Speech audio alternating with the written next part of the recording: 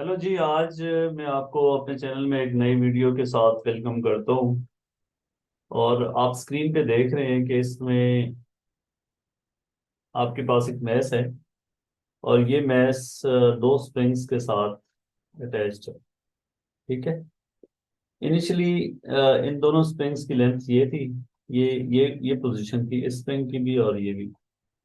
अब आप देखें कि इस मैस को अटैच करने के लिए इस स्प्रिंग को भी एक्सटेंड किया है और इस स्प्रिंग को भी एक्सटेंड किया है।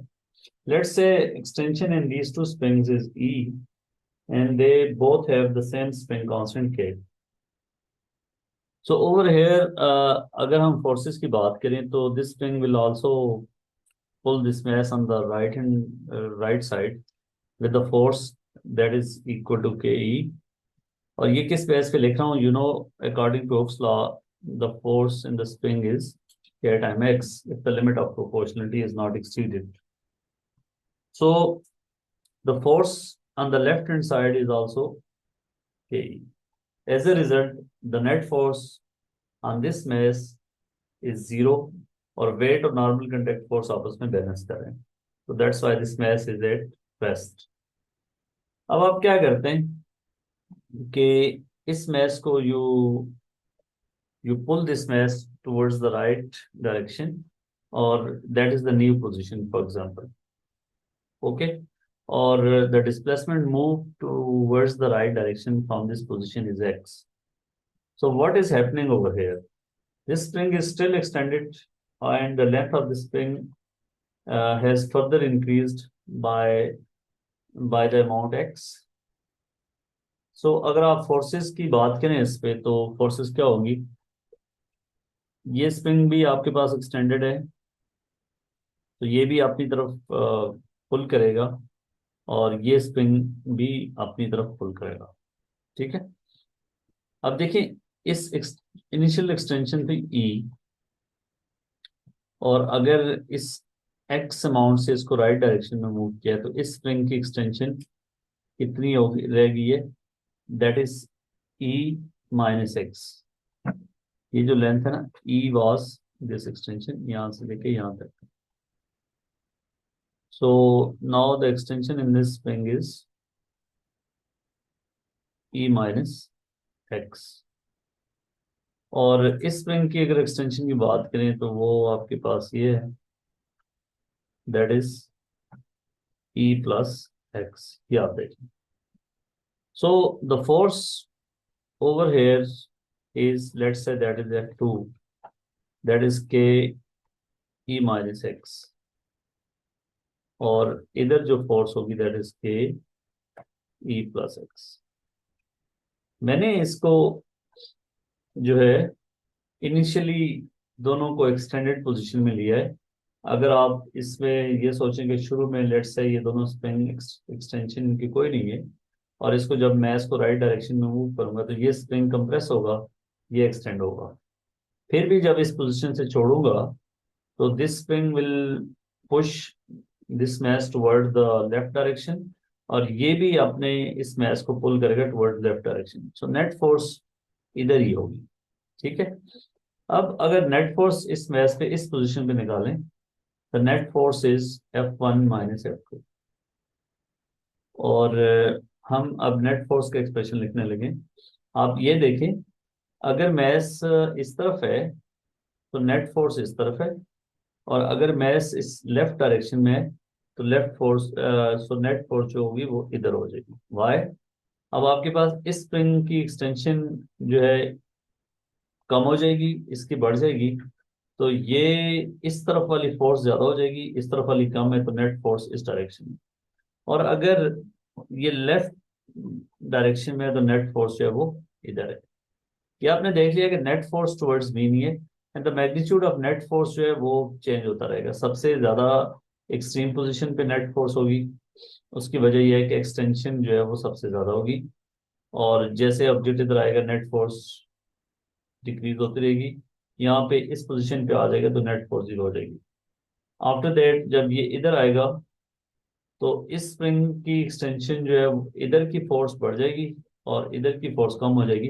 नेट फोर्स फिर भी इधर ही रहेगी और नेट फोर्स यहाँ पे मैक्सिमम होगी, बिकॉज इसके अंदर मैक्सिमम एक्सटेंशन आ चुकी होगी और इसके अंदर कम जो है वो एक्सटेंशन लीस्ट हो जाएगी।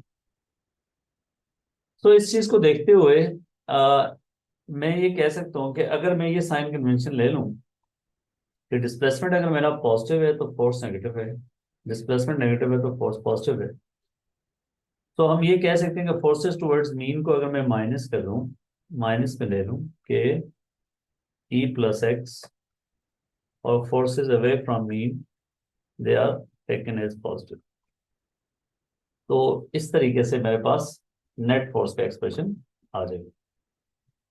अब आपके पास if you simplify it you will get K E minus K X plus K E minus K x. इस पर गौर करेंगे तो you can cancel these two terms, so the net force is minus two K X. ठीक है,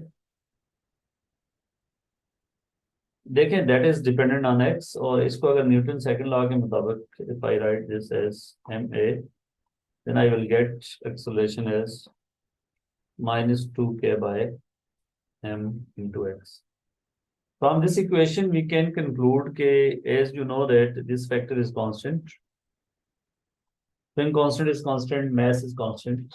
So acceleration is directly proportional to displacement from the mean position. And this negative sign shows that the acceleration is towards the mean position. So this motion, the motion of this object is simple harmonic motion. ये prove हो गया। And हम अब निकालना क्या चाह रहे हैं, time period, omega and frequency. आप सोचिए कैसे निकालेंगे इसको बच्चों। कंपेयर करेंगे general equation of simple harmonic motion, that is A is equal to minus omega square X. तो अगर दोनों इक्वेशंस को कंपेयर करें तो ओमेगा स्क्वायर की जगह पे आपके पास क्या नजर आ रहा है आपको, that is 2k by M. So omega is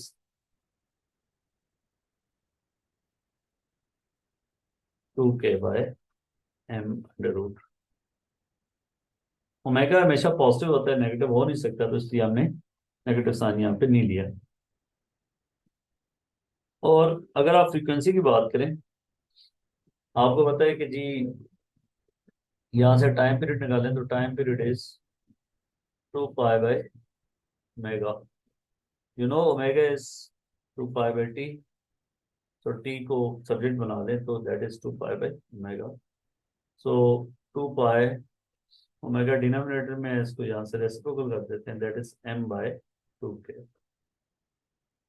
and the frequency is 1 by t, that is 1 over 2 pi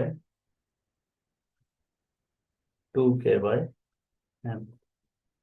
जो चीजें नजर आ रही हैं इस इनसे जरा आप देखें, आपके पास जो फ्रीक्वेंसी है दैट इज प्रोपोर्शनल टू, अगर k को आप इंक्रीज करते हो ना स्प्रिंग कांस्टेंट को, तो फ्रीक्वेंसी क्या होगी आपकी, इंक्रीज होगी।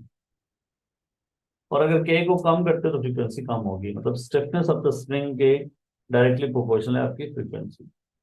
और अगर मैथ्स को देखा जाए तो मैथ्स के इन्वर्सली प्रोपोर्शनल है, मैथ्स को इंक्रीज करोगे तो फ्रीक्वेंसी कम होगी। इसी तरीके से टाइम पीरियड और हो चुके यहाँ पे। अगर आपके पास बच्चों, अब आप सोच सकते हो कि इस सिचुएशन में अगर इनिशियली स्प्रिंग जो है वो एक्सटेंडेड ना भी होते तो फिर क्या फर्क पड़ना था। लेट्स से हम इस सिचुएशन पे इसमें देखते हैं कि स्प्रिंग जो है इनमें कोई एक्सटेंशन नहीं है। So right now this mass is at rest. There left, right, no forces are acting. There is no extension in the springs. अगर मैं क्या करता हूँ कि इस मैस को टुवर्ड्स राइट डायरेक्शन मूव करता हूँ, मेरे पास क्या होगा, वेट अ सेकेंड।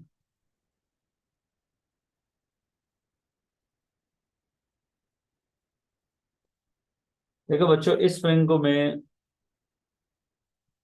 इसकी एक्सटेंशन इंक्रीज हो जाएगी और that is the new position of the mass, और ये स्प्रिंग आपके पास कंप्रेस हो जाएगा। लेट्स से इसमें जो एक्सटेंशन मैंने की है that was the initial position, और ये जो है ये कोई एक्स है और एक्सट्रीम पोजीशन से पहले ऑब्जेक्ट।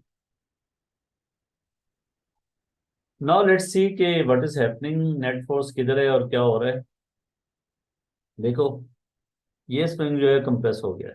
कंप्रेस होने का मतलब है इसकी जो नेट फोर्स होगी वो इधर लगाएगी, और that net force, sorry the force due to this spring is towards left direction.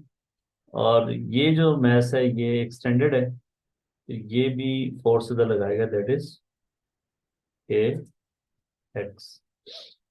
अब अगर इस मैच पे देखें तो दोनों फोर्सेस बच्चों टुवर्ड्स लेफ्ट डायरेक्शन है। तो नेट फोर्स देखनी होगी मुझे, तो two forces towards mean he है दोनों, माइनस के एक्स और दूसरी भी माइनस के एक्स। ठीक है, फिर क्या होगा, F is equal to minus 2 K x, तो कोई फर्क नहीं पड़ा, ऊपर वाली इक्वेशन है ये। अब देखें, और आनी भी चाहिए, जैसे ये मैच इधर जाएगा इस स्प्रिंग की कंप्रेशन में कमी आएगी, और इसकी भी क्या होगा, एक्सटेंशन में कमी आएगी।